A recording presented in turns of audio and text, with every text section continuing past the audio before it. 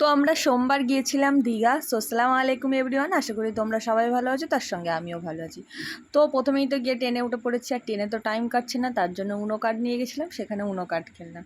তো অতক্ষণ তো সময় একভাবে বসে যাওয়া যায় না, একটু ফোন দেখলাম, একটু ভিডিও বানালাম, অনেক কিছু করলাম। তারপরে এত জোরে পানি টেস্ট পেয়েছে, পানিওয়ালা আর উঠছে না। তারপরে কি করলাম, পেপসি নিলাম। তো পেপসির দাম শুনে মাথা খারাপ। একটা পেপসির দাম 10 টাকা, যেটা আমাদের এখানে 2 টাকা পাওয়া যায়। তারপরে নেমে পড়েছি ট্রেন থেকে নেমে এত ভিড় কি বলবো, যত লোক সব দীঘাতেই চলে এসছে। তারপরে ওখান থেকে টোটো ধরে রুম খোঁজার তারে বেরিয়ে পড়েছে।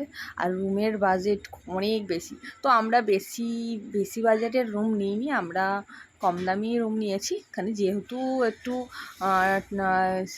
ভিজে জামা কাপড় ছাড়ার জন্য আর একটু শোয়ার জন্য, বাকি টাইমটা তো বাইরেই থাকি।